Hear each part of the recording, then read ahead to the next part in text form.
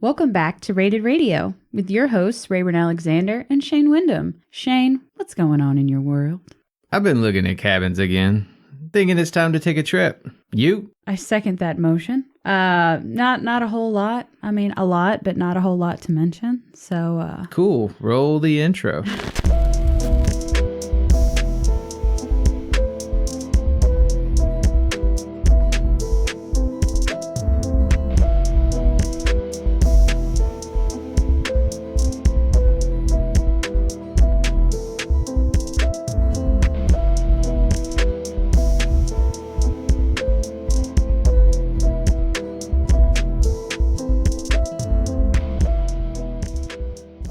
Man, I always struggle when you ask me what's going on in my life. Does anybody ever really know what's going on in their life? Yeah, because you're living it. Yeah, but... Is your life just dull? Like what? No, nobody gives a shit, necessarily. I mean, I have plenty of stuff going on, but like I said, nothing of any value to anybody else. So. Just keep it brief like men's draws and you're good. Briefs. I put two and two together. There are just some things that you say that I'm just like, all right, okay. I like it to boxers. Didn't ask. But I told you. Okay. I like it of boxer briefs. Yeah. I like the bits to be snuggled a little bit, but not too tight. Not too tight, and I don't just want them flailing. Too confining. I mean? Too confining. When was the last time you wore a pair of sweatpants, man? Don't wear a pair of sweatpants in boxers. I do that all the time. Oh, well, good thing I'm What's never wrong here with to that? witness it. We've had this conversation about men in sweatpants. We talked about it. Do you have problem not looking at dicks? But our grandmother has a problem. Okay, if you're new here, welcome. This is not out of the ordinary. Today we are going to be talking about NSYNC and the Spice Girls. But before we get there, Rayburn has a top 10 song list for us. We're going to go through half of that now, half at the end. What did you pick? Top 10 road trip songs. So speaking of looking at cabins again, I think that we have some songs that we can contribute to other people traveling. Yes, so. And I considered this as driving songs. So songs about driving? Road trip was a little too specific for me because a road trip you think about it as days and days on the road. Mm-hmm. But most of our trips are, 3 to 4 hours. Yeah. What do you got?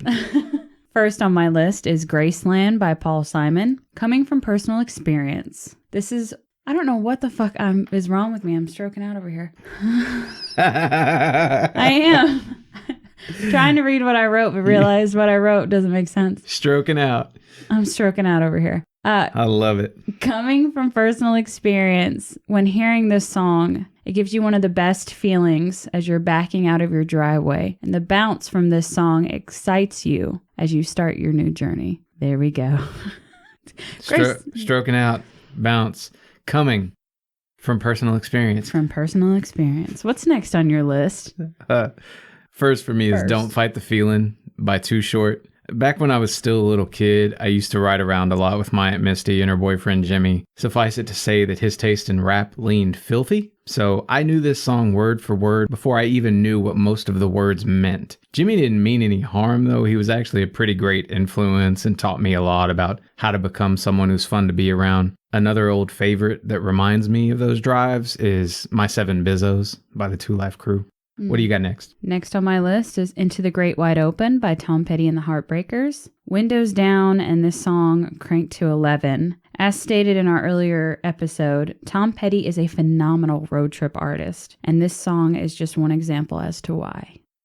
I'm sorry, am I boring you? Am I boring you over there? Oh, damn. If I remember correctly, this album got a perfect rating from you. Into the Great Wide Open? No, it was It's the debut, I think. You gave 2. And Rebels. Why are we revisiting? Because we were talking about Tom Petty. What's next on your list? I'm sorry. Burn by Jody Messina. Throughout the teen years, I spent a lot of time in the car with my mom. She drove to and from Tennessee quite a bit for contract work. That's office contract work, not, contract work. Okay. Anyway, I got to hear plenty of Jody Messina in those days because it was one of her favorite artists. This song stands out for being the one whose message really stuck the landing in my head. My mother never remarried after divorcing my father, and to see that she could still get behind lyrics like those in this song made me think even a dreamer like me could find the kind of love I wanted. Anyway, another track that reminds me of drives with her is Have You Ever Needed Someone So Bad by Def Leppard. We listen to their Vault album quite often on those drives to and from Milford, visiting my co-host here and the rest of her family. Yeah. Next for you, Rayborn. Next on my list is Dreams by Fleetwood Mac. Smooth sailing. You know that feeling you get when you're driving and you have no recollection as to how you got to your destination? Shane, you know that feeling? No, I think that's drug usage. That's okay. Heavy drug usage. That's what you're confusing this with. Well, then this Fleetwood Mac goes perfectly with this. Yeah, this song is the vibe that feeling gives off. So, what's next on your list? San Andreas Fault by Natalie Merchant. Before memes were a thing, this song, which is great, by the way, was a meme in my life. When I lived with Sandra and Corey, there were usually some other people living there, or at least visiting so often that they probably needed to be paying rent. My friend Joel and my Aunt Jennifer were among those people. These were the days of compact discs. We'd all crowd into Sandra's tiny-ass Geo Metro when it was time to hit the road, because that car got the best gas mileage. We'd usually take turns picking music, which saw Sandra forever throwing the Natalie Merchant CD back in the deck. Only she never tried to pick anything other than the first track. She just put it in and let it play. Like she thought eventually we'd all be so astounded by the first track that we'd just listen to the whole thing without complaint. In no time at all, we'd be skipping her turn and choosing the music by simply imitating the vocals at the start of San Andreas Fault. Another one that reminds me of car time with Sandra is Black Velvet by Alana Miles. I don't know. Whichever. Rihanna. Who the fuck knows anymore? Man. This goes back to the days of cassettes, though. She loved the single so much that the tape could still be found in her living room stereo throughout my teen years, which would have been up until like 2003-ish. Yeah. What you got? Next on my list is The Wind by Yusuf, formerly known as Cat Stevens. This song makes me feel extra flighty. Does Yusuf have a last name? No, it's just one. It's just first name, right? Nope. I don't fucking know. It's only listed as Yusuf on Spotify. Islam. Okay. Just letting you know. Yusuf okay. Islam. Okay. You could just say Cat Stevens, though. You don't ever have to say Yusuf. I know, but I want to be respectful to his religious choices. Boop-a-da-beep, bop, boop, bop. This song, back to my reasoning, makes me feel extra flighty and unafraid to travel on the breeze of anywhere my life may take me. Yeah, I get it, breezy. We got it. You gonna sprout wings and fly anytime now, ain't you? Yeah. I'm gonna lift up right out of this chair. What's next on your list? Are the Good Times Really Over by Merle Haggard? Yes. Sorry, that was a song, not a question. Yeah, I think Merle Haggard would agree. My father lived just outside of Nashville when I was a teen, and I made the trip to visit quite a few times. One of the better moments from those trips involved being in my Aunt Jennifer's truck listening to this song. I'd never heard it before, and it seemed to fit the mood so well. This may have just been my delirium from 10 plus hours on the road, or a joy felt at no longer being packed in Sandra's little car on that 2-vehicle trip. But nearing Nashville with Jen, this song on the radio is a moment I'll never forget. Also played on the last leg of that trip was Over the Hills and Far Away by Led Zeppelin, which remains my favorite Zeppelin track. Fight Me. Is this a secret double list? Yeah. Okay. You're being so slick with the additional track listing. Mm-hmm. Nice. You caught it. All right. It only took me, 4 tracks in to realize? 6. No, 8. I'm not counting the double tracks. I'm counting your original picks. Anyway, next on my list is Brandy by Looking Glass. 70s style. God, fuck, your face threw me off. 70s style convertible cruising. That's the best compliment I've ever got. Your fucking face threw me off. Hey, I just wanted to tell you, your fucking face threw me off. Back to Brandy, or Brandy, as she's known. Thank you for covering your face. This is 70s style convertible cruising. Somewhere, someone is playing this song with the top down and singing at the top of their lungs. Just want to add, Brandy, you a fine girl. What a good wife you would be. Last on my first half of this list is Candy by Seventh Day Slumber. Jay and I had been staying at my dad's house in Tennessee for about a week before we were asked to leave pretty unexpectedly. I remember trying to hide how upset it made me, to the point that we left without consideration for where we were even going or how far we could get on what money I had left. Part of the problem was that I'd spent the majority of my savings getting up there, buying groceries, etc., having been assured we'd have a place to stay and that I'd have a job. We made it to Kansas before running out of money. It took sleeping in a Walmart parking lot to make me swallow my pride, call Rayburn's parents. They wired me money. I wanted to go to Idaho, but Jay kept playing this song as we drove, and it had me thinking about how lucky I was to have a support system like I did in Texas. I mean, obviously, motherfucker's going to wire me money out of nowhere to... And it was way more complicated than just cash apping someone money. Yes, it was. So when the big turn came, I took us south. Even once home, we spent a lot of time in the car, and another song that always seemed to be playing was The Boys of Summer by Don Henley. Mm-hmm. The Ataris cover was big at the time, but I was on a mission to make everyone appreciate the original. So there was a lot of listening to this and holding Jay's hand on our way to and from the lake, jumping off cliffs and bridges, setting off fireworks, and so on. Extremely fitting in hindsight. And with all my rambling out of the way for now, let's talk about NSYNC. Yeah, let's talk about NSYNC.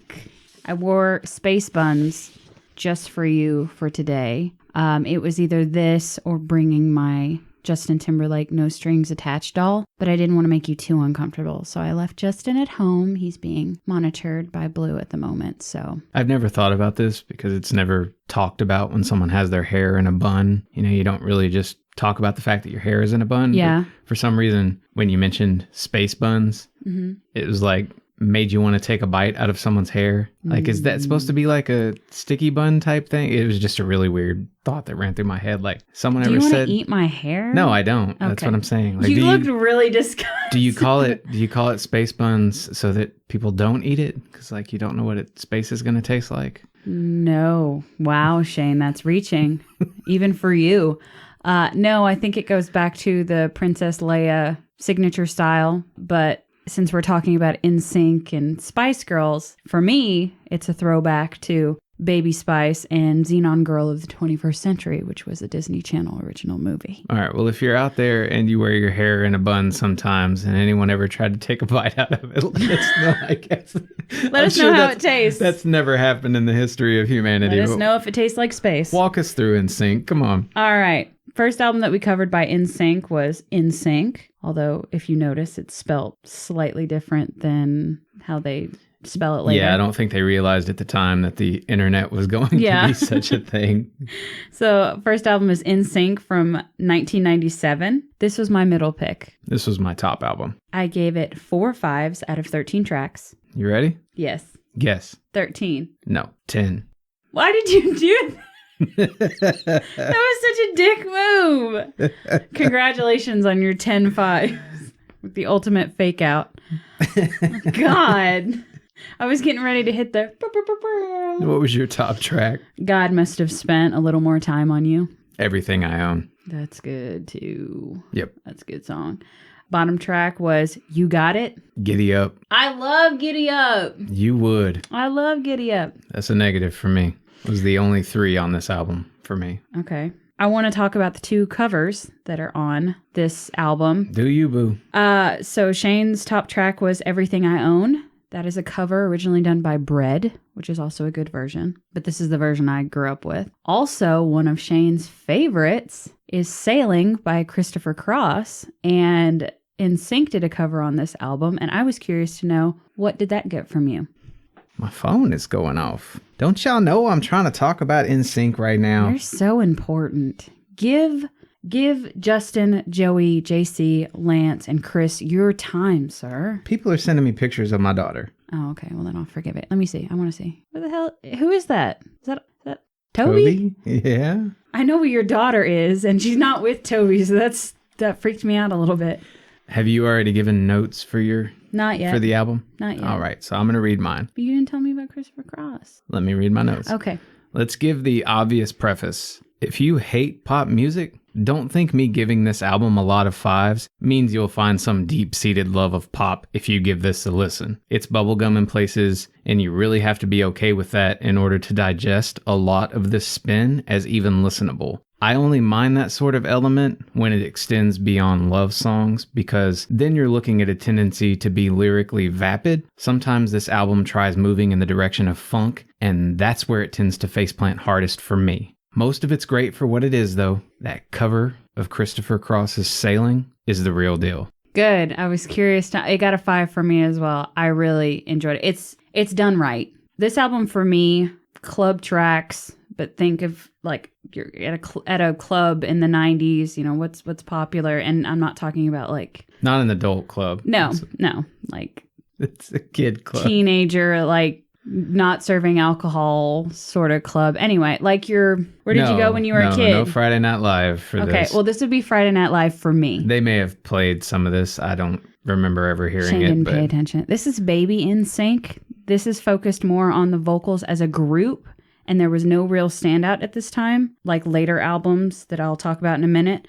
The harmonies are great. When they work together, they work extremely well. So solid album. I really enjoyed it, but it falls in middle in my ranking. So moving on to our next album. And then moving on to our next album, which is No Strings Attached from 2000. This was my top album. Middle. I gave it 7 5s out of 12 tracks. Same. My top track was I Thought She Knew. Yeah, I Thought She Knew. I loved the acapella. Same. And my bottom track was No Strings Attached. Space Cowboy. God damn it. You think you know a person. You don't know. You got faith in a person. You know yourself. You know yourself. That's what you know. Fucking Space Cowboy. You're really going to tell me that is... You gave it a 5, didn't you? I may have given it a 5. What are your notes on this album? My notes are, this is still very club-driven. Club meaning for me. Less focused on harmonies and more on everyone in the group getting to take turns. Party songs, 2000s, space-inspired sound. This is when the transition of, here in the 2000s, everything's going to be chrome and real clean, like we're in the future. You know, modern. Yeah, this was that transition. So the song Makes Me Ill. See, I'm stroking out. For those of you that think that you don't... I'm about to be stroking out over here. For those of you that don't think you know NSYNC, Ariana Grande's Break Up With Your Girlfriend, I'm Bored, takes lyrics directly from It Makes Me Ill, which was featured on this album. You break my brain every time you say something like, for those of you who don't think you know. Are you trying to say for those of you who think you know NSYNC? No, I'm not. So for those of you who don't think you know NSYNC, so... People that don't know NSYNC, you actually do, because their lyrics are featured on a newer artist, Ariana Grande's song that blew up and was all over the place. I'm just trying to get it right in my head because it's... Okay, it's okay. I'll walk you through this.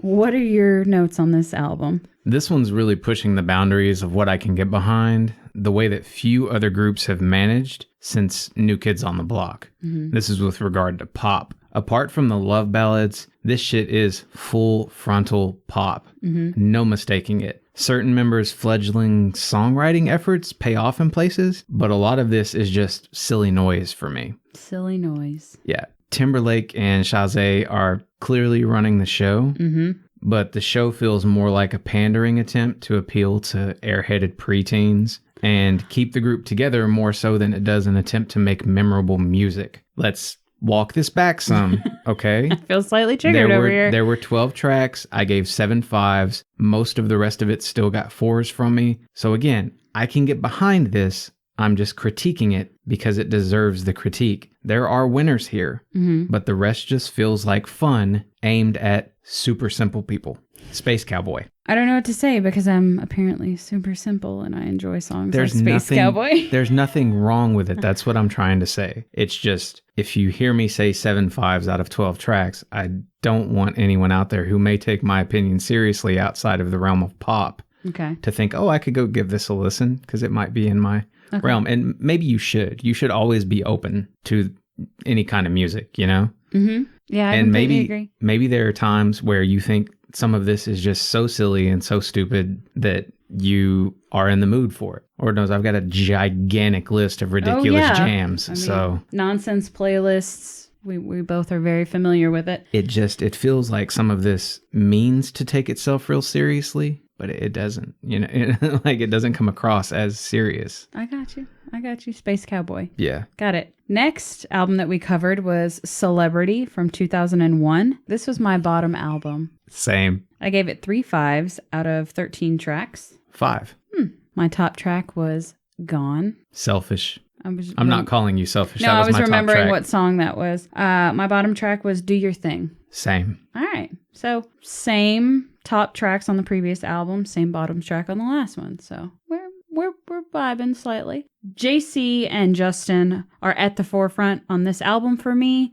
This was definitely, they were the standouts. The other guys were there. They offered assistance. Seemed more like an extension of the No Strings B-side for me. And yeah, that's pretty on point. Yeah, it's much more fast-paced, but still lackluster to its previous album. But yeah, definitely seemed more like a Justin and his backup singers group instead of NSYNC. Oh, okay. Well, we're kind of in the same universe here. My notes say the question I have here is, what happened? Okay. And I think the sad answer is that they were most involved in the writing on this LP and may have had some serious stylistic clashes, or they were trying to appeal to a specific crowd. Mm-hmm. The odd thing is Timberlake does carry a lot of this sound forward into his solo career, but it just didn't work a lot lyrically here. It does work in a few places, and the majority of it's not horrible or anything. It's really not. No. It just doesn't feel like the same group we had throughout the 2 previous albums. On the whole, the effort seems misguided, energetic where it should be mellow, or not punchy enough to warrant a green light, etc. Like you said with the B-side thing. Some of this does feel like filler B-side material. Yeah. I'm a moderate fan of the group. It may not seem that way, but it's quite a bit of 5s for a pop group. It really is. I'm just not a really big fan of this album as far as solid listening experiences go. The others I could turn on and mostly play from beginning to end. This one is not that. It's not that. I'm going to be skipping some tracks. And if I'm being overly generous, I'd say that the MJ vibes abound here. Yeah. Like on this album, they really start to come through. And that's all I've got. Which makes sense because Justin was pretty much leading this whole album. Yes. Whereas, previously it was more of like a Justin, JC. They were leaders, but the guys were more involved in the previous album. Right. They were heavily involved in the first album that we covered. They, like I said, they seemed more of a group. There was no real standout. They were working together. This one, it's just Justin Timberlake is extremely talented. I don't think that there's any denying that. But he was just the group loses something when you push someone to the forefront. And that's probably one of the reasons why this was their last album that they actually did together, and a lot of the band members did solo stuff, whereas Justin being the most successful. And I think JC wrote a lot of material on this album too, and I tended to prefer his material on this album to Justin's. Yeah. I think Justin knew that they were all talented, and they caught a bunch of flack for being a pop group. It's not really been popular or kosher to, be a big fan of pop forever. So they really leaned into, this is what we are. Yeah. And you have to tip your hat to that. It's something that I respect. Yeah. As someone who has written songs in the past and has listened to all sorts of music, they're not shying away from the fact that they're pop. As you go through their discography, it's more and more apparent. First song on this track was pop. Yes. Like there's no denying where their niche is. But this album, it seemed like they knew, like, we know we're the shit now. We know, coming off the success and the freedom of No Strings Attached, because they were dealing with some label issues right as No Strings Attached came out, so they had a little bit more freedom to do what they want. This album, the Celebrity album, to me, was they were still riding on the success of No Strings Attached, in my opinion, and that's why it felt like B-side material, because they were selling out concerts, they were doing all this stuff, but without actually providing a grander album than No Strings Attached. Like, they're riding on the success of No Strings Attached at this point. They're good. Also, right around this time was the genre blending stuff that was happening. Mm-hmm. You'd hear it in some country. You definitely heard it in pop. To an extent, you got it in R&B where they took the hip hop notion of brag about the kind of music that we're doing. Yeah. Don't shy away from the fact that this is what we love to do. Yeah. So in the time that it was released, it makes complete sense. Mm-hmm. It's just looking back on it and trying to love it as much as you may have at the time. It kind of falls apart for me. Do you have notes on the artist? If you want to watch anything about NSYNC, get that crotch thrust in your face. Watch NSYNC Bigger Than Live. I watched this when I was younger many times with Shane's sister. And if you want to know what it's like to experience an NSYNC concert without actually paying to experience an NSYNC concert back then, watch this live concert. My favorite member of NSYNC, Shane, can you guess? Justin Timberlake. It's Justin, but Joey is close too. Growing up, I appreciate Joey a lot more for what he was. Doesn't Joey own a hot dog place in a mall now somewhere? No. And it's like a totally legit, they do qualities. I saw it on some show. If you're listening, I can't remember what it is. Let me know what I'm thinking of. It's probably, actually, I'm not going to speculate. You always want to jump to diners, drive-ins, and dives. Yes. And that's probably what it is. Yeah. He's definitely the most underappreciated member as far as humor. Joey's funny. Yeah, he's got personality. Yeah. So Justin and Joey, similar sounding songs or artists, obviously Backstreet Boys. NSYNC was a group that was created as a direct competitor for the Backstreet Boys, even at one point taking the exact same tour route that they had just taken. Mm-hmm. New Kids on the Block, O-Town, 98 Degrees, All for One. This was, NSYNC was going on when all these were going on. So it's like taking Britney Spears and comparing her to Christina Aguilera. They're two female artists that were going on at the same time, kind of doing the same thing, but slightly different. I mean, that's a stretch. But, you were either a fan of one or the other. Newsflash. It is okay to be a Backstreet Boys and an NSYNC fan. You don't have to choose. Yeah, I'd agree. Their strongest element is obviously their harmonies together. I really, really enjoy when they actually do things right together. And how they could be most successful in the future? Do a reunion tour. Okay. You want to make a shit ton of money? Do a reunion tour. We miss you guys. Raven wants it for real. She wants to get under the glass. I do. Crotch thrust. JC Chazé. Bring it. Crotch thrusting in my face. Well, I don't want to rain on your parade here, but here I come. That's fine. Okay. I brought an umbrella. I'm fine. You know where you are. Yeah. Congratulations. Yeah.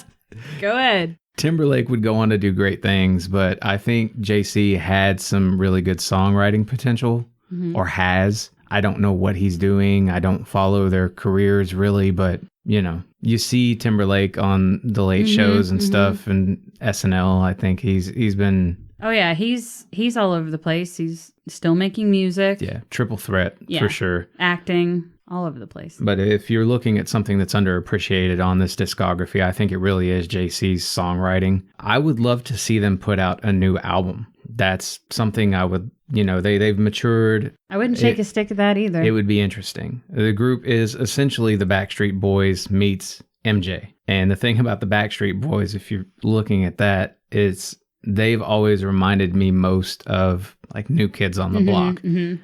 The NSYNC is leaning much more in the direction of MJ. The music makes me feel like grade school never ended, and I'm trying too hard to land someone who's pretty, but not all that bright. Okay. That's just pop in general, though. Okay. If you are looking for a boy band, this is probably the one I'm going to recommend at this point. So it's safe to say that if you were forced to choose between them and the Backstreet Boys, you would pick NSYNC. I don't actually know. Okay. We will revisit that when we do Backstreet Boys. I haven't been through their entire discography. Okay. I know Backstreet Boys has more albums, right? Yes, they do. Okay. And I am familiar with a number of them. Okay. We'll revisit this when we cover Backstreet Boys. Yeah. And I had a lover at one point who was a massive, massive Backstreet Boys fan. So I'm trying not to make up my mind quite yet. Okay. All right. Well, at this point, at least from when I was younger, I'm still a massive NSYNC fan over Backstreet Boys, that could be subject to change. We'll know when we revisit this. This is not Backstreet Boys versus NSYNC. No, it's not. This is NSYNC versus the Spice Girls. It is. A couple of other things that I want to say since I'm fact girl is Chris Kirkpatrick, the one with the tarantula on his head, not the Counting Crows guy, but the one that kind of looks like the Counting Crows guy. Oh my God, the Counting Crows guy. Adam Duritz. One of the greatest songwriters of our generation. Anyway, I can see the flames on the side of Shane's face right now. Go on with your tarantula garbage, please. Let's have it. Chris Kirkpatrick was the original mastermind behind the group. It was Chris who, I believe, got a hold of JC or Justin, either one of those, and then they reached out to each other. So it was Chris, then JC, then Justin. Justin brought in Joey, and there actually was a fifth member that wasn't Lance. It was a guy named Jason. And NSYNC stands... Wear a hockey mask.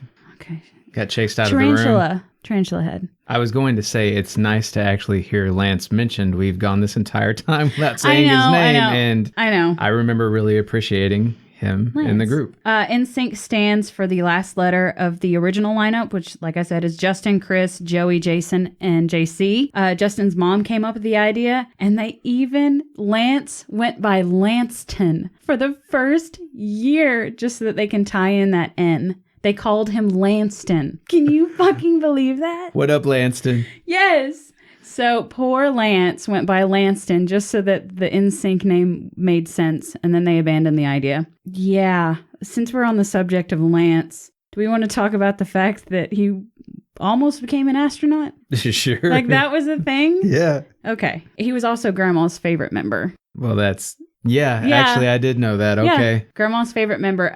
He wanted to be He just looks so wholesome. Little did she know. Little did she know. Are we done? Or do you have notes on the back of this page of yours? No, I don't have notes on the back. I just thought that those things were interesting for people that didn't know. So, Lanston, hearts out to you. I genuinely need a break.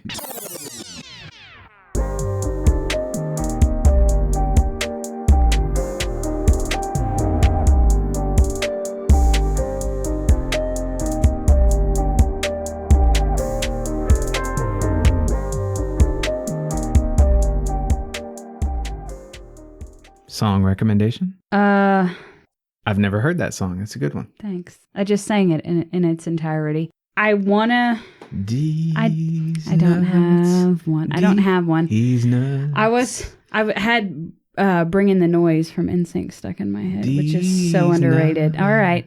These nuts. Do you have a song recommendation? Yes. Okay. Yes. Mine is Crimson Shores by Kyle Aaron Ryan.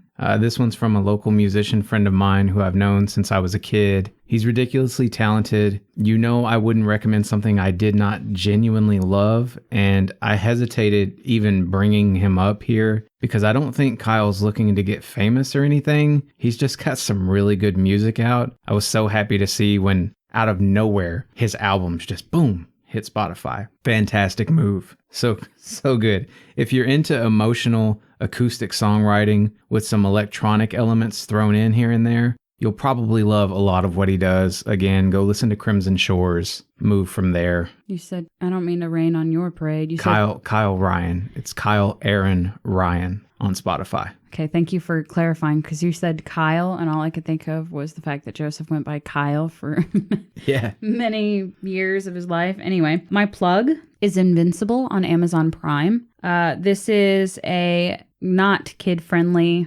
cartoon about superheroes featuring the voices of J.K. Simmons, Sandra Oh, Zachary Quinto, Stephen Yeun, and even Seth Rogen and Mark Hamill. Yeah, it's been my current Amazon Prime obsession. So question, if it's not, which is good because you have a specialization, I think, that I don't have. So your recommendations in these genres probably make more sense. But if it's not superhero or anime, do you even try anymore? Yes, I still watch other things.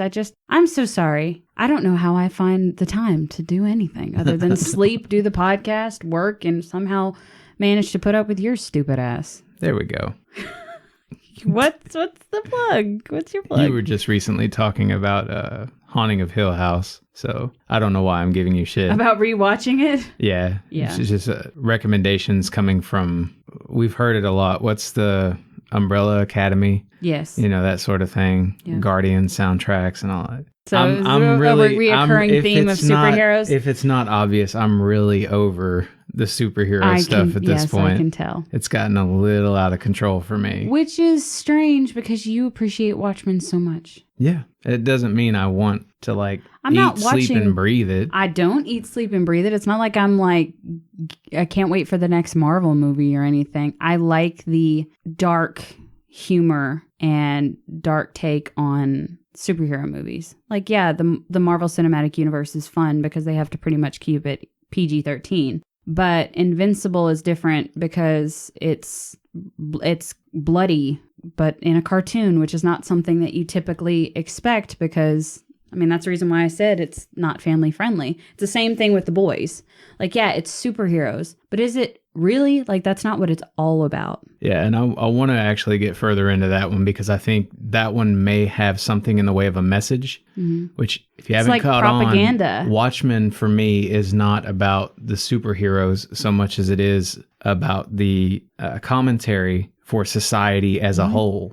That's what I loved about it. Yeah. And reading the book and everything else, it's in a different planet than just this entertainment, blow shit up, have big superhero fight type things, you know? Because, if like... That stuff can be fun. I want to think, if superheroes were like a real thing, for a fact that they would be trying to weaponize them and like their talents or their abilities would most likely go to the highest bidder, and it would probably be a really fucked up situation if we were to actually have superheroes. And that's one of the reasons why it's so intriguing, is because realistically, this is probably how it would go down if we had people that had superheroes. There's no Captain America that is going to be like, oh, I'm noble and I'm going to do everything right and I'm the Christian's superhero. No. Okay. No. That's not going to happen. All right. Anyway. Calm down on it. What is your plug? It's a YouTube channel called Rousseau. That's Roussseau. I needed to spell it because this one matters. It's all just someone playing classical music on piano, but in every video you get to see the notes cascading toward the keys. It's mesmerizing as hell, like watching code in the Matrix turned into some game of like Piano Hero or something, you know? It's a really great way for people who may not have an ear for musical complexity to visualize just how ridiculous some of this stuff can be to pull off. You'll quickly understand what classical nerds mean when they say things like Rachmaninoff is a monster, or that Liszt must have had the largest hands of all time. Keep an eye out for my boy Chopin.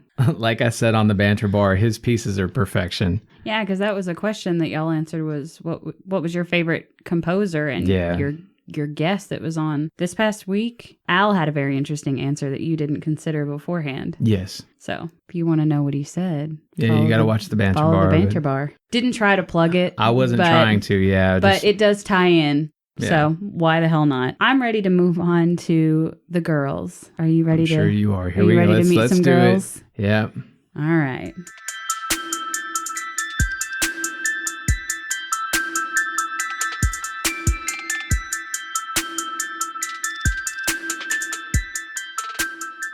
Moving on to the Spice Girls. First album we covered was Spice from 1996. This was my middle album. This was also my middle album. Out of the 10 tracks, I gave it 9 5s. I feel like you're being spiteful now. I only gave it 3 5s. My top track was Two Become One. My top track was Say You'll Be There. Bottom track was Last Time Lover. And my bottom track was Mama. Never been a fan of that song. Well, okay then. I wanted to point out that the song If You Can't Dance uses the bass line from the Humpty Dance. I literally wrote that. Dang it. Yeah, it's like undeniable. Yeah, you hear it. Yeah. You may not hear it directly in the beginning, but it comes in. Yeah, it definitely sticks out. This album was fun, full of dancey mixes, pretty divided vocals, meaning everybody gets their turn. Like I said in the NSYNC No Strings Attached album. Girl power, feminism, that whole thing. Sporty, and I stand by this to this day, although she wasn't my favorite back then, Sporty is the best vocalist in the Spice Girls. Okay. So. You're entitled to your opinion. I am. I would love to hear yours. What I wrote about this album was it's one of the best pop debuts ever. Groovy, sensual, heartfelt, and unique in a genre which many would think of as plastic. This thing is just shy of perfection, and even giving Last Time Lover a 4 felt wrong. Like, I felt like this should have been a perfect rating. Yeah. I don't know what it is about Last Time Lover recently. It's just not... It's not hitting me the way that it has historically. I gave that a 3, so it's a 4 for me. I know. It's a strong it's fine. fucking 4. Hey, you do you. Next album we covered was Spiceworld from 1997. This was my top album. This was my top as well. Out of the 10 tracks, I gave it 10 5s. There he is. I gave it 4. That's respectable, I suppose. My top track, I was torn between Too Much and Viva Forever. You didn't pick? Mm-mm. Okay, well, I went with Too Much. My bottom track was Never Give Up on the Good Times. Okay. I said The Lady is a Vamp. It's a really good song. It's very musically eclectic and complex. Mm-hmm. I just don't always want to listen to it. Yeah. If it comes on, I'm fucking listening to it, but I'm not just going to jump to it. So I was torn between those two. And, I associate, obviously, this album with the Spiceworld movie. Yeah. And I can tell you exactly when Never Gonna Give Up on the Good Times was being played, what the scene was, same as Viva Forever. And I cannot, and maybe that's why I feel better about this album than you do. This album was a better divide of vocal stylings. It added some Spanish guitar inspirations throughout. It just overall, for me, it was a better contribution, was more pumped up than the previous album. And I will take, in my personal opinion, Spice Up Your Life is a better song than Wannabe. I get that Wannabe got them recognition, it got them, all the attention, but Spice Up Your Life, for me, is a better contribution than Wannabe. Well, I think my son would agree.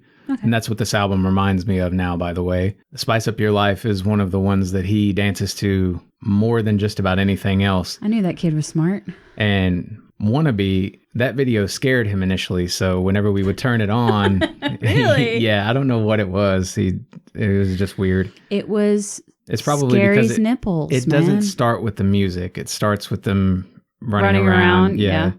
So this album is, in my opinion, everything pop should be, but so rarely is. This music wasn't created in some hit factory. It has charm and personality. It's a vastly underrated gem, and that's a hill I'll die on. Everyone should hear this album from start to finish, even if you are musically snobbish. Mm-hmm. You won't be able to listen to this and deny that if you're not focused on the fact that it's pop, there's so much else going on here musically that is worthwhile. It's just a great album. When I said in my notes that it was a better divide of vocal stylings, I just want to reiterate that what I mean by that is obviously all the girls' vocals are different. I mean, I can pick out who is who at every time. This is a better contribution from each girl for me. They are taking turns, but each of them are giving it everything they have. Now, some are giving more than others because some are more talented than others. Yes, but you can tell that the people who are less talented are actually being encouraged and instructed to move in a direction that is better, more listenable. Yes. It's really great what they've done here and how they supported each other to make this music happen. Yeah. Go power.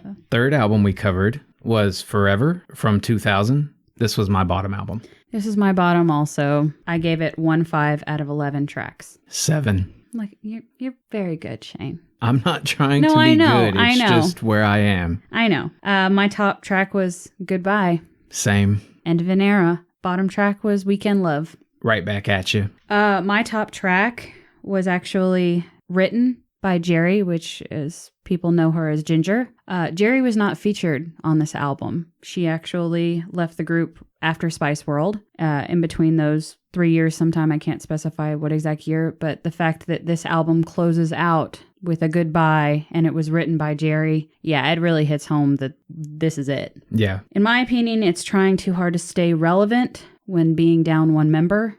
Jerry didn't carry the group, but the group suffered when she left. Yep, agreed. This was more bland, more 90s and R&B sounding, which is it's not their sound. So they're not only are traveling in uncharted territory, but they're doing it without the power of the group. Far from signature style, less fun, and definitely felt like the end of an era. So I wrote that it was markedly different from the previous albums, but probably had most in common with the first. They focused on a very particular style, and you do catch little glimpses of that in the first album, stuff that they sort of abandon in Spiceworld. It's really reminiscent of TLC's Fan Mail album, that sound, but with pop overtones. There is no Jerry here. We talked about that. It feels like a more generic outing and a product of the time in which it was released. Still better than loads of other pop you could find. Yeah. And the second half of this album is much better than the first, in my opinion. It comes out swinging with a 5. Holler, I still really like. But that second half of the album, I think 7 to 11, it's all just 5s for me. They were trying. It almost, to me, sounded reminiscent of like something by Brandy, like Brandy or Monica, but not Brandy or Monica. Yeah, well, I think when you think about groups like this, you think about their vocal contributions. So if you're thinking about Ginger Spice, you're trying to hear the voice in a song, but what you're not recognizing is just how much of the harmonization and the structure of the songs that she was contributing and pushing other members to do certain things where you focus on their strengths. Yeah, they're like the Megazord. What the fuck? And are you talking about Power Rangers now? If you don't have a piece, Shane, let it be known, it's not gonna work. I didn't bring Power Rangers into this conversation. I did, and I will. If you lose, if you can't fight Godzilla with one arm, come on. Give me some notes on the Spice Girls. If you haven't seen Spiceworld, watch it. Yes, it is dated. I tried to get Toby, my brother-in-law, to watch it. Don't take it seriously. Just have fun with it. Yeah. Do not take it seriously. But their Meatloaf is in it. He is their bus driver. By the way, speaking of Meatloaf, what? His songwriter died last week. Oh. Yeah. Jim Steinman died. He passed away. Oh, I didn't know that. Yeah. And he wrote Everything You Know Meatloaf For and a bunch of other songs that you most likely don't realize. Are written by him? Yep. Some Air Supply stuff, that sort of thing. Well, then I'm glad I mentioned him. Yeah, there's a lot of names in Spiceworld. Anyway, watch Spiceworld. You'll see people in that you didn't know were in it. And yeah, have fun with it. Don't take it seriously because it is not a serious movie. Take it for what it is. Concert performances, they have yet to come here, but they are in the process of doing a reunion tour. They just finished one in the UK. It does not feature Posh, which is Victoria Beckham. Spice Girls have never toured in the States? They're doing a reunion tour. They haven't done the reunion tour here. It's upcoming, though. Okay. COVID shut everything down. I understand what you're saying. The current tour. Yeah, the current tour. They are coming, but they just haven't done it here. They did it in the UK with everybody except for Victoria Beckham, who is Posh, which is David Beckham's wife. My favorite member? What? I was going to ask if Scary had a child with Eddie Murphy. Is it Eddie Murphy? It's For Eddie some Murphy. reason in my head, I always want to say it's Andre from Outkast. It's Eddie Murphy, which is not surprising because Eddie Murphy has a lot of kids. But he could have picked somebody way worse than Scary Spice. So go, Eddie. Okay. My favorite members include everybody but Posh. So okay, ouch. I'm sorry. I will die on this hill. Posh was wasted space for me. If they could have gotten rid of anybody, it would have been Posh. For me, she didn't offer hardly anything as far as vocal stylings. She was great eye candy. I'll give him that. But for someone like me, and being the child that I wasn't trying to sexualize these women. All she did was point for me. My brain does that anyway. I know. I will say I'm not attracted to Posh. She's made up of triangles, man. I have nothing against her. The only thing that bothers me is the point. And we talked about that with Phil Collins. That's it. That's all she does. And I told the story about how I got a Posh I'm telling doll. you, I really think she's shown up in places here, and I appreciated what was there. So, I like them for what they are, but Posh is my least favorite. Baby was my favorite growing up. I have since grown up and really appreciated all the other women. but there's still something about Posh that it just doesn't sit well with me. Anyway, I'm not going to go off on this tangent because I literally... Does she remind you of your mom when she was younger? No. Does she remind you of my mom? Mm-hmm. Maybe there's some sort of resentment there. I don't know. I'm just kidding, Mom. That's possible. I doubt it very seriously. Maybe it's because I asked for a baby Spice Girl we need to clarify doll. here, okay? I don't want to make this weird in any way, but I feel like it's already there. Because now she's listening, and if she's heard it, she's going to realize I said I wasn't in any way attracted to Posh earlier. Let's point out that Kissy was She's your aunt, though. much more attractive than Posh ever was. Okay, you're making this No, very I'm weird. not trying to... Never mind. You don't know You're what I'm paying saying. my mom a compliment. Yes. Yes, I get that. I do. I don't think you needed the explanation. Fine. Okay, Anyway. I'll cut the explanation. No, you don't have to cut the explanation. Anyway, it's fine. But getting all in your head about it. Maybe it's because I asked for a baby Spice doll. I got a Posh doll, and I was like, this is not what I wanted. Anyway. Such a fucking brat, man. I appreciated it in the time. I still played with it. But, it wasn't exactly what I wanted. Similar sounding artists include S Club 7 for me. I listened to quite a bit of their stuff. They also had a show, I believe, on ABC. Bewitched, Atomic Kitten. If you don't know the name, they sing a version of The Tide is High, which I know from the Lizzie McGuire movie. Yes, I know, Shane. Random facts here. Yeah. Appreciate it. How this artist could be most successful in the future? The exact same thing I said about NSYNC. Reunion tour in the United States. You will make a shit ton of money, I promise you. So, if you're interested in making money, just come to America. We'll give you all our money. So, Can I talk now? Yeah, you can talk. I'm sorry. All right, that's okay. Just going to let you deflate that balloon. I still have facts, but I'm going to take a break so that I can get oxygen in my brain. Okay. You go ahead. The Spice Girls always presented like imperfect role models, which I think is ideal. It was a time when there was a lot of focus on some of the mainstream pop artists as idealistic and should young girls be following whatever they do. And these people were imperfect. Jerry had the nude scandal and all that stuff going on. They had sexuality in their music and were unapologetic about it. Yep. And I think all of that is very important for young women. Yeah. You don't want to think that you're living in a world where you are caged and, oh, don't do that. It's improper because that's fucking stupid. And they really smacked that directly out of the park.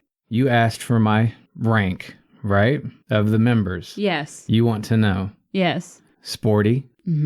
Which I am in complete agreement with you. When I was young, it was just a hard-on guiding my favorite. Back then I thought that Baby was just the prettiest thing I'd ever seen. Not only do I think as an adult now who's more experienced in the world that Sporty is more attractive for me, whatever.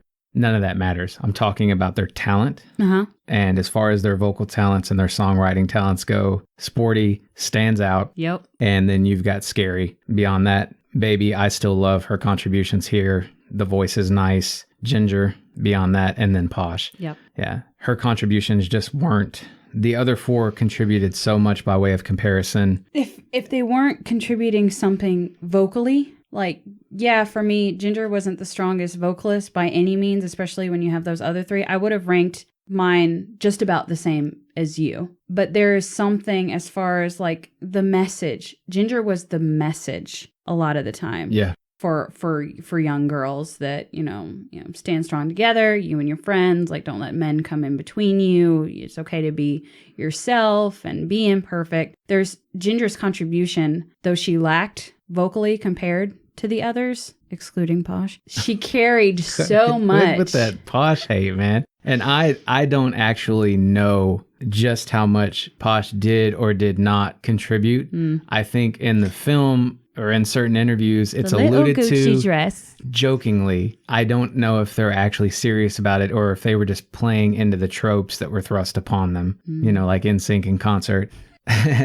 I would recommend this artist to everyone because it's time to stop being haters with regard to the Spice Girls specifically, because again, this is what pop should be. Yeah.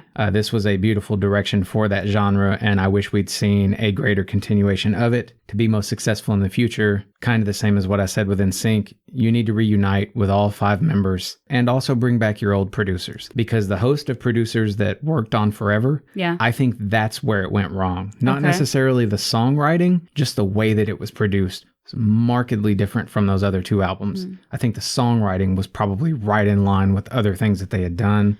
And the music makes me feel like I'm an adult who refuses adulting. Nice. It's pretty silly, but that's... No, I think it's completely healthy to refuse to adult every so often. That's what helps us keep our sanity. Yeah, I think what I was going for there is this is pop that grew up. Yeah. Right? This is grown up pop, and you're going to listen to it when you're in the mood for pop, which is not paying the bills and, you know. Yeah. Yeah. There is some shallow lyricism amid this songwriting, but I love that the vocals are distinct all around. You can always tell each of them apart. You know exactly who you're listening to. That is rare among groups like this.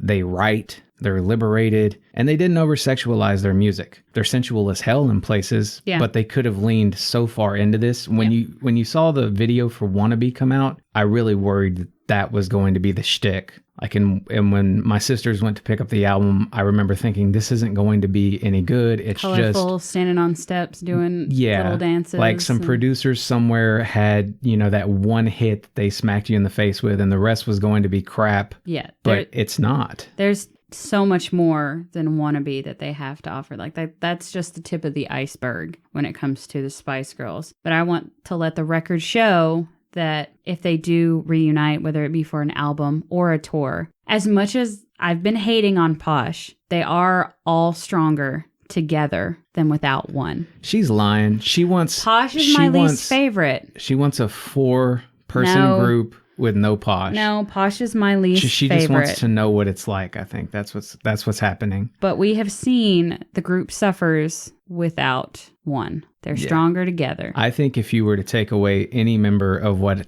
is happening here, it's going to be lesser. Even with regard to Posh, there's a reason why she was there, and we may just not hear it as much as we... Well, maybe we should get another album and we can see what Posh has to offer. Which that confuses me, by the way. Why do you want concert touring and stuff instead of new music? The question was, how could they be most successful in the future? You don't know that an album is going to land with people.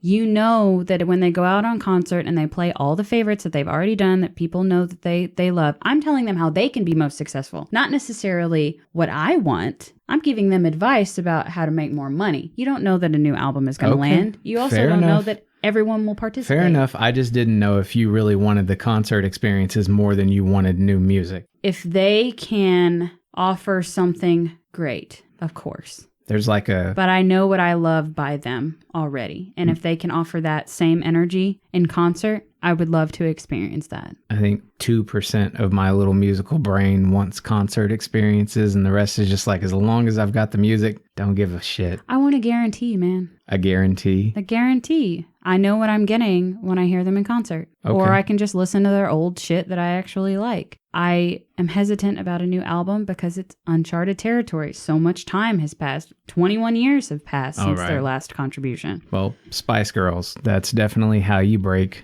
popular music's borders, in my opinion. Do you have any other notes on the Spice Girls? I do. I have some facts. Independently verified by herself.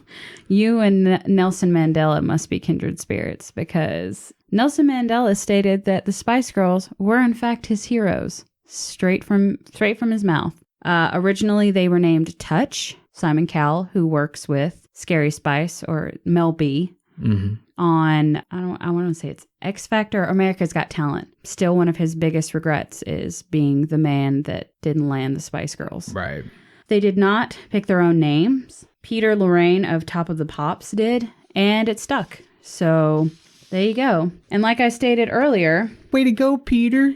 Talking about Mel B's nipples, that music video for Wannabe was banned in some areas of Asia because of Scary Spice's erect nipples. I want to say, by the way, that earlier when we were talking about rank, the only reason that I brought up the personal attraction thing is because when I was a teenager and the Spice Girls were big, before I really appreciated their music, I just saw a hot girl on TV back then. So for some reason, it came out of my mouth that as an adult now, I do actually find sporty attractive. None of that matters whatsoever to what we're talking about. That's how they got you. That's how they bamboozled you, right? Maybe. It's like a spider. It worked. In the web. It worked, I guess, but I don't think that wouldn't have been necessary. Yeah. I could have never seen these people, and just hearing their music would have landed the same thing. Even back then? Probably, yes. Okay. Well, you are better than most, so kudos to you on that. It didn't hurt. I'm sure it didn't. I'm sure it didn't.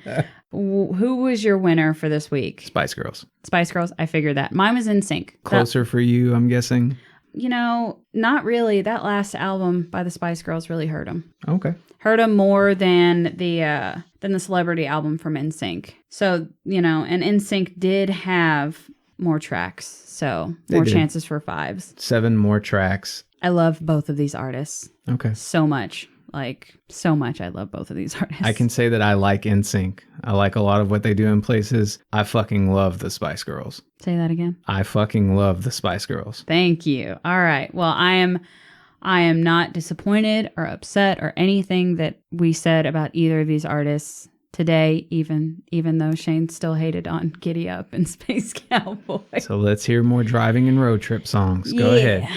Next on my list is Baby Driver by Simon and Garfunkel. Paul Simon yet again rears his head. Like Tom Petty, he is another great road trip artist with a lot more bounce to offer. Bounce again. Bounce, bounce, bounce. My first pick for the second half is I Want to Know What Love Is by Foreigner. This reminds me of a trip I took with my ex-girlfriend Amy to visit our friend Jenny in Austin. It was the only time I can recall that we were in the car together for longer than like an hour or so, which meant it was important to find music we agreed on. It wasn't exactly a hard thing, but to state the obvious, we liked a lot of the same music, but there were definitely disagreements on the fringe. I like that super weird shit and nobody gets into that. Some people do, but whatever. We wound up settling into a groove of 80s lovemaking music like this. Another track that instantly takes me back to time with her is One More Night by Phil Collins. For reasons I'll continue keeping to my damn self. You do that. Next on my list is Forever in Blue Jeans by Neil Diamond. When Diamond hits you at the chorus, you feel free and know everything is going to be okay wherever you roam. Whatever that means. I would say I'll keep that to my damn self. Next is Way Out by Yellow Wolf. While I spent a lot of time riding around with my cousin Corey, I also spent countless hours driving from Denton or Dallas to visit him when he lived in Granbury. It's a pretty significant drive. I'd usually head out directly after work on Friday, knowing the weekend was going to be a blur of fun times and good conversation. This was played often as I drove alone, as was State of Mind by Clint Black, proving that I'm essentially that meme of Tupac and George Strait shaking hands with a tagline of my playlist be like... Next on my list is Romeo and Juliet by Dire Straits. Good one. Thank you. This is a great song to play when traveling to meet a precious love, knowing every mile you grow closer to their embrace. Well, alrighty. Alrighty. I spent a lot of time driving back and forth for a year while Blue lived closer to the DFW area and I lived in Corsicana, so we would drive back and forth to spend every other weekend or every weekend together. So Gotcha. Yeah.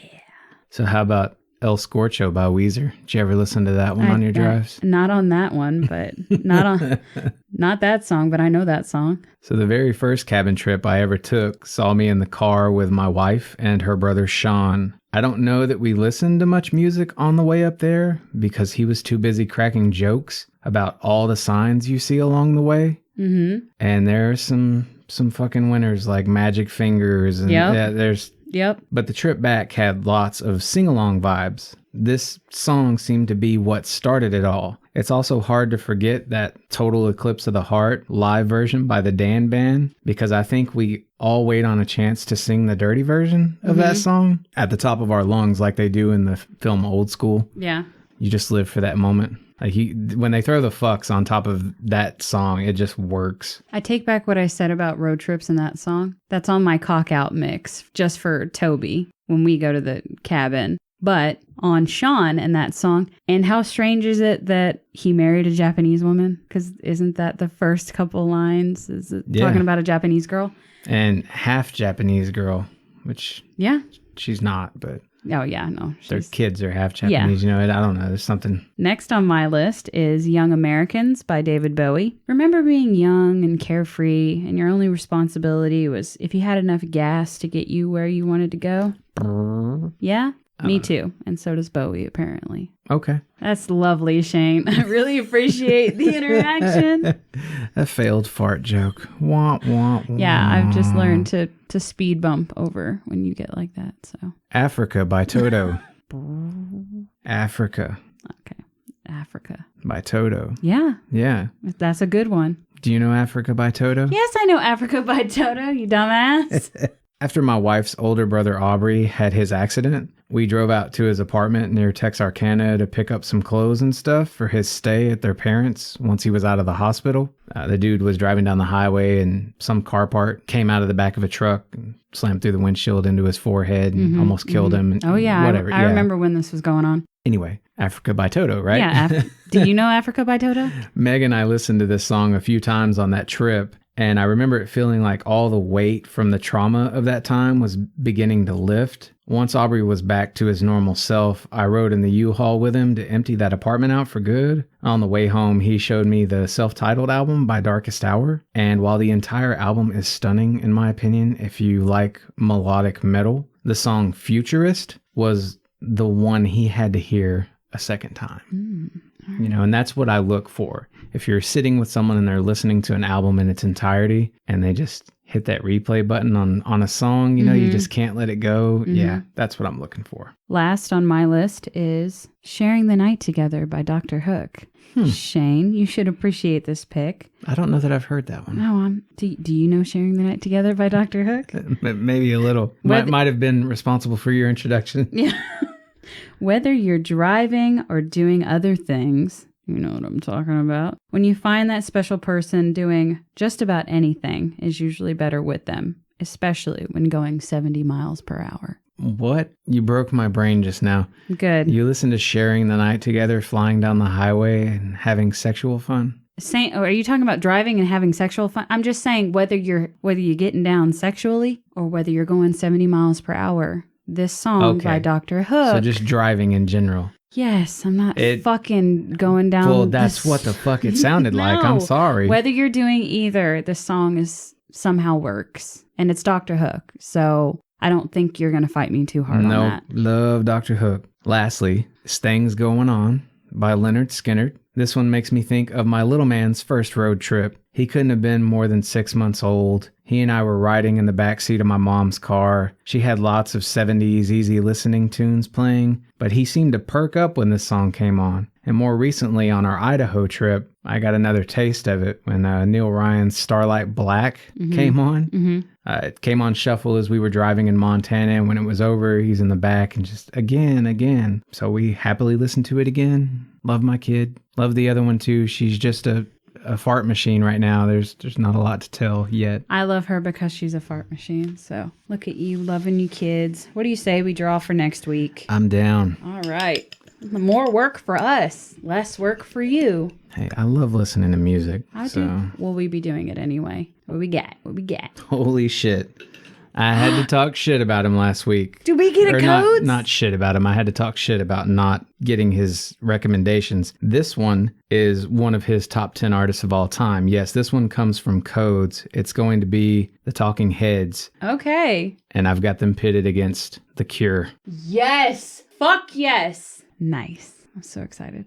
And I think that does us in. Yeah. For another week. I think it does too. Thanks for listening. If this is your first time here, again, sorry for all the stupidity. I was going to say, you're going to finish that statement? All right. Well, looking forward to next week. That's going to do it for this week. Hit up our playlist to hear all the songs we talk about. Get our full ratings, t-shirts, and bonus episodes at teespring.com/ratedradio. And guide what we listen to by suggesting new artists for our jam jar. You can even send us voice messages on Facebook for a shot at being on the show. Your support is really what makes or breaks us. So thank you for listening and sharing. And until next time, fill your world with music. Keep making your melody unforgettable.